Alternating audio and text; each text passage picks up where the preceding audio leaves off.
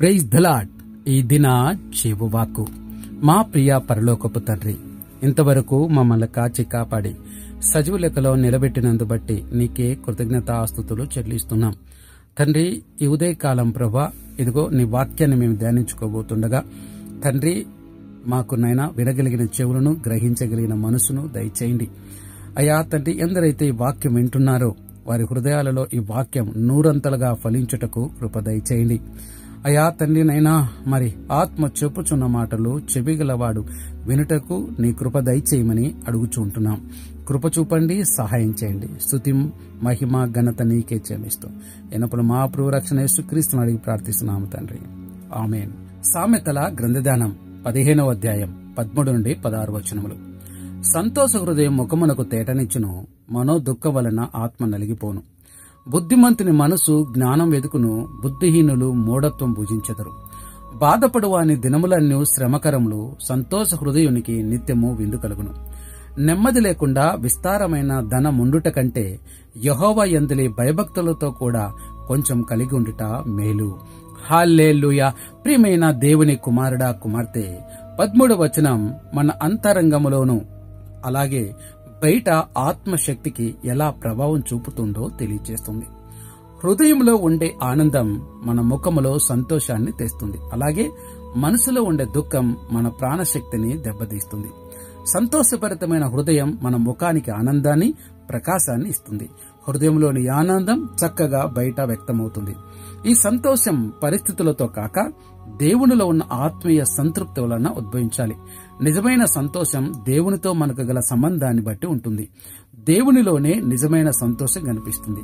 యేసు ప్రభు మనలో తన సంతోషాన్ని నింపాలనుకుంటున్నాడు. పరిశుద్ధాత్మల ఆనందం దేవుని రాజ్యపు లక్షణం. అన్ని పరిస్థితులను దేవుల్లో ఆనందించమని అపోస్తలుడైన పౌలు ఫిలిప్పీయులకు రాసిన పత్రిక 4:4 వచనంలో చెబుతున్నాడు. పరిశుద్ధాత్మ దేవుడు మనలో పని చేసినప్పుడు మనం స్వభావంగా సంతోషంగా ఉంటాం. గళితీయులకు రాసిన పత్రిక 5:22 వచనం ఆత్మ ఫలితంలో ఒకటి సంతోషమని సెలవిస్తున్నది. మనసులో దుఃఖము, బాధ, నిరాశ మన ఆత్మను బలహీనపరుస్తుంది. దీర్ఘకాలపు మనోవేదన మనిషిని మానసికంగా, శారీరకంగా కూడా దిగజార్చుతుంది. శత్రు ప్రయత్నించే ఒక మార్గం హృదయాన్ని దుఃఖంతో నింపి మన ఆత్మను చెడగొట్టడం. ఇక 14వ వచనం బుద్ధిమంతుడు మరియు బుద్ధిహీనుడు మధ్య వ్యత్యాసాన్ని స్పష్టంగా చూపిస్తుంది. వారి అభిరుచులు, అభిలాషలు ఏమిటి అన్న దానిపై ఆధారపడి ఉంటుంది. బుద్ధిమంతుడు అనేవాడు తెలివిని, సత్యాన్ని, దేవుని జ్ఞానాన్ని గట్టిగా కోరుకుంటాడు. అతడి హృదయం ఎల్లప్పుడూ ఎక్కడ మంచి జ్ఞానం దొరుకుతుందా అని వెతుకుతూనే ఉంటుంది. అతడు దేవుని వాక్యాన్ని చదవడం, నేర్చుకోవడం, అనుసరించడం కోసమే తన జీవితాన్ని దిద్దుకుంటాడు. కానీ బుద్ధిహీనుడు అలా కాదు. బుద్ధిహీనుడు తప్పు విషయాలను స్వీకరిస్తాడు, మూర్ఖత్వంలో ఆనందిస్తాడు. వాడు గర్వంతో ఉన్నప్పటికీ తన మార్గం తన నాశనానికి తీసుకువెళ్తుంది. వాడికి జ్ఞానం విలువ తెలియదు. మూర్ఖపు మాటలు, హాస్యాలు, అనర్థక విషయాలు అతని ఆహారంగా మారతాయి. మనం జ్ఞానాన్ని కోరుకోవడం అన్నది మన హృదయపు ధర్మాన్ని సూచిస్తుంది. సామెతలు 9వ అధ్యాయం 10వ వచనం ప్రకారం జ్ఞానం దేవుని భయభక్తి నుండి మొదలవుతుంది. నిజమైన జ్ఞానాన్ని వెతికే హృదయాన్ని దేవుడు సంతోషంతో ఆశీర్వదిస్తాడు. 15వ వచనం మన హృదయ స్థితి మన జీవిత అనుభూతిని ఎలా ప్రభావితం చేస్తుందో వివరంగా చూపుతుంది. బాధపడే వ్యక్తి అంటే నిరాశ, బాధ, అసంతృప్తితో ఉన్నవాడు ప్రతిరోజును బరువుగా, కష్టంగా అనుభవిస్తాడు. సమస్యలు చిన్నవైనా అతడు వాటిని పెద్దవిగా భావిస్తాడు. వాడి దృష్టిలో జీవితం ఒక ఎడారి ప్రయాణంలాగా అనిపిస్తుంది. ఇశ్రాయేలీయులు ఐగుప్తు నుండి వాగ్దాన భూమికి వస్తూ ఎడారిలో దేవుని ఆశీర్వాదాలను గుర్తించకుండా ఎప్పుడూ తిరుగుబాటు చేసి అసంతృప్తిగా జీవించారు. ఆ అసంతృప్తి కారణంగానే వారు వాగ్దాన భూమికి చేరలేకపోయారు. సంతోషభరిత హృదయం గలవాడు ప్రతి దినమును విందు అంటే ఆనందం, నిండు జీవితంలాగా భావిస్తాడు. అతడు తన పరిస్థితులను బట్టి కాదు, దేవుని పట్ల నమ్మికను బట్టి సంతోషిస్తాడు. చిన్న ఆశీర్వాదాలను కూడా పెద్దగా గుర్తించి సంతోషిస్తాడు. అపోస్తలుల కార్యం 16వ అధ్యాయం 25వ వచనం గమనిస్తే పౌలు, శీలలు చెరసాలలో ఉన్నప్పటికీ వారు దేవుని స్తుతించారు, దేవుని బట్టి ఆనందించారు. వారికున్న పరిస్థితిని బట్టి గాక దేవునిపై ఉన్న ప్రేమ, విశ్వాసం బట్టి వారు ఆనందించగలిగారు. మరి మన పరిస్థితి ఏమిటి? లేని దాన్ని బట్టి దుఃఖిస్తూ దేవుడిచ్చిన కృపను బట్టి ఆనందించక ఉన్నామా? 16వ వచనం ధనం, సంతృప్తి, దేవుని భయభక్తి గురించి మనం గమనించవలసిన ముఖ్యమైన సత్యాన్ని తెలియజేస్తుంది. మనిషికి అధిక ధనం ఉన్నా మనసులో శాంతి లేకపోతే అది జీవితానికి ఒత్తిడి, కలవరం తెస్తుంది. ధనం ఉందంటే తప్పనిసరిగా సంతోషం వస్తుందన్న భావన తప్పు. ఎక్కడ దేవుని భయం లేకపోతే అక్కడ తప్పుడు జీవితం జీవించడానికే దారి తీస్తుంది. కొంచెం సంపద ఉన్నా దేవుని భయభక్తి కలిగి ఉంటది సంతృప్తిని, ఆనందాన్ని, శాంతిని కలిగిస్తుంది. భయభక్తి మన మనసును నింపుతుంది. ధనం ఎంత ఉన్నా లేకున్నా మనకు అసలైన ధనం నెమ్మది కలిగిన జీవితం కలిగి ఉండటం. కాబట్టి ధనంతో సంతోషం రాదు, కానీ దేవుని భయభక్తితో జీవించినప్పుడు జీవితానికి నిజమైన విలువ లభిస్తుంది. కొంచెం ఉన్నా దేవునితో ఉండటం అనేది పెద్ద ధనం ఉండి దేవుడు లేకపోవడం కన్నా గొప్పది. దేవుడి కొద్ది వాక్యమును దీవించి ఆశీర్వదించునుగాక. ప్రార్థన చేసుకుందాం. మా ప్రియ పరలోకపు తండ్రి, ఇంతవరకు మీ వాక్యం ద్వారా మాతో మాట్లాడినందు బట్టి నీకే కృతజ్ఞతాస్తుతులు చెల్లిస్తున్నాం.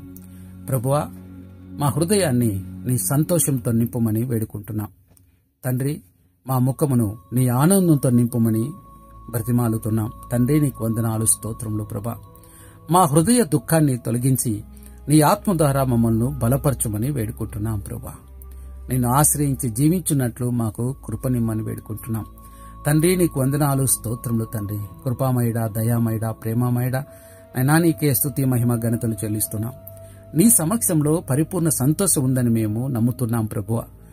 మా జీవితపు ప్రతి దినములలో నీ పట్ల మమ్మల్ని ఆనందించున్నట్లుగా కృపనిమ్మని వేడుకుంటున్నాం. మా పరిస్థితులను మించిపోయే సంతోషాన్ని మాలో నింపండి తండ్రి. నీకు స్తోత్రములు ప్రభా. దేవా, మా హృదయాన్ని జ్ఞాన అన్వేషణకు మళ్లించండి. నీ వాక్యాన్ని ప్రేమించి నిజమైన జ్ఞానాన్ని అభ్యర్థించున్నట్లుగా మాకు కృపనిమ్మని వేడుకుంటున్నాం. మూర్ఖత్వాన్ని ద్వేషించి నీ మార్గాల్లో నడిచే విధంగా మమ్మల్ని మార్చండి ప్రభువా. మా హృదయాన్ని నీ సంతోషంతో నింపు అడుగుచున్నాం. ప్రతి దినం నీ కృపను నీ విందుగా మేము అనుభవించినట్లు మమ్మల్ని బలపరచండి.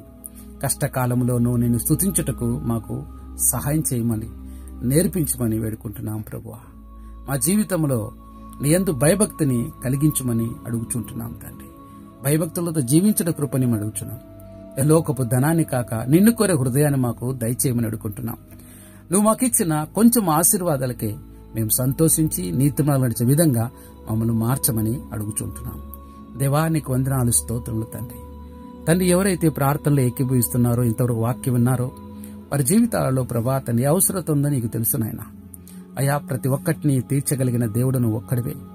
అది ఏ పాటిదైనా సరే నైనా మీరు కృపనిచ్చి సహాయం చేస్తారని నమ్ముచుంటున్నా. దేవా, నీకు అసాధ్యమైనదంటూ ఏది లేదు, సమస్తమును సాధ్యమే. తండ్రి, నీకు వందనాలు, స్తోత్రములు తండ్రి.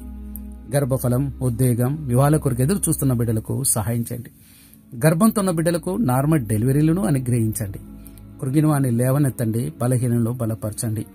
దేవానికి వందనములు, స్తోత్రములు తండ్రి. అంతేకాకుండా ప్రభువా, ఇదిగోనైనా మానసికమైన ఒత్తిడిలలో తండ్రినైనా ఆర్థికంగా చితికిపోయి భయంకరమైన అప్పులలో ఉండి ఏమి చేయాలో దిక్కుతోచక ఆత్మహత్యలు చేసుకోవాలన్న ప్రేరేపణతో ఉన్నటువంటి బిడ్డలను జ్ఞాపకం చేసుకుని వారిని విడిపించమని అడుగుచున్నాం తండ్రి. అంతేకాదు నాయన, కొన్ని వ్యసనాలు భయంకరమైన పరిస్థితిలోకి తీసుకెళ్తున్నాయి. ఆ వ్యసనాల నుండి వారిని తప్పించమని అడుగుచున్నాం. అయ్యా తండ్రి, నేను తాగుడుకు అలవాటు పడ్డారా, మత్తు పదార్థాలకు అలవాటు పడ్డారా, వ్యభిచారానికి అలవాటు పడ్డారా, అది ఏ పాటిదైనా దాని నుంచి వారిని విడిపించమని అడుగుచున్నాం తండ్రి. దేవానికి వందనాలు, స్తోత్రములు తండ్రి. ప్రభా, అంతేకాకుండా దిక్కులేని వారిని, విధవరాండ్రిని, అనాథలను, వృద్ధులను జ్ఞాపకం చేసుకుని కనీసం ఒక పూట కూడా తిండి దొరక అలమటిస్తున్న పేద ప్రజలు ఉంటున్నారయ్యా, సహాయం చేయండి. సంఘమును, సంఘ కాపలను, సువార్థికులను, పరిచయం చేస్తున్న వారిని నీ కృపాబలం, ఆత్బలం చేత నింపి నడిపించండి. అతసాక్షులు అవుతున్న ఆత్మలకు శాంతి, సమాధానం, వారి కుటుంబాలకు ఆదరణ, నెమ్మది అనుగ్రహించండి. దేవానికి వందనములు, స్తోత్రములు తండ్రి. నైనా మా దేశ పథకాలు జ్ఞాపకం చేసుకుని చక్కని పరిపాలన పలు జ్ఞానంతో నింపు అడుగుచున్నాం. దేవానికి స్తోత్రం. పాఠశాలలు, కళాశాలలు, వైద్యశాలలు జ్ఞాపకం చేసుకోండి. నానావిధ రోగుల చేత బాధపడుతూ ముట్టడి తాకండి, స్వస్థపరచండి. కోత విస్తారంగా ఉంది, పనివారి కొద్ది మందిగా ఉంటున్నారు ప్రభా. నిజమైన పనివారిని తమ ప్రార్థన చేస్తున్నాం, సహాయం చేయండి. అంతేకాకుండా ప్రభా, ఇదిగోనైనా ఈ దినం ఎంతమంది అయితే జన్మదినాలు, వివాహ దినాలు జరుపుకుంటున్నారు తండ్రి, వారి జీవితాల్లో మీరిచ్చిన నూతన దయాకిరీటాలను బట్టి నీకే స్తుతులు, స్తోత్రాలు చెల్లిస్తూ ఉంటున్నాం. దేవా, కృప చూపండి, సహాయం చేసి నడిపించమని అడుగుచూ ఉంటున్నాం తండ్రి. నీకు వందనాలు, స్తోత్రములు తండ్రి. ఇదిగో ప్రభా తండ్రి, విత్తబడిన ఈ వాక్యము తండ్రి అందరి హృదయాలలోనూ నూరంతలుగా ఫలించటకు కృప దయచేయమని అడుగుచుంటున్నాం. దేవా తండ్రినైనా ఈ వాక్యంలో చెప్పబడిన ప్రతి మాట ప్రభా గుండె లోతులోకి వెళ్లి అయా తండ్రి ఆ వాక్యము కార్యరూపంలోకి వచ్చుటకు తండ్రి నీ కృప దయచేయమని అడుగుచున్నాం తండ్రి. అవును ప్రభా, లోకపు ధనాన్ని ఆశ్రయించక తండ్రి నిన్నే కోరుకునే భాగ్యాన్ని మాకు దయచేయమని అడుగుచున్నాం. నేను సంపూర్ణంగా ప్రేమించే మనసు మాకు దయచేయండి తండ్రినైనా. ఇదిగో ప్రభా తండ్రినైనా, నశించిపోతున్న ఆత్మల పట్ల భారం మాకు దయచేయండి. దేవానికి వందనములు, స్తోత్రములు తండ్రి. సహాయం చేయండి. బలహీనులం ప్రభా, నీ కృప చూపించి నడిపించమని అడుగుచుంటున్నాం తండ్రి. తండ్రినైనా సమస్తము ప్రభా నీ పాదాల చెంత పెడుతున్నాం. మమ్మల్ని తగ్గించుకుని నేను మాత్రం ఇచ్చిస్తూ ఎనపలు మా ప్రభు రక్షణ యేసుక్రీస్తును అడిగి ప్రార్థిస్తున్నాం తండ్రి. ఆమేన్, ఆమేన్, ఆమేన్.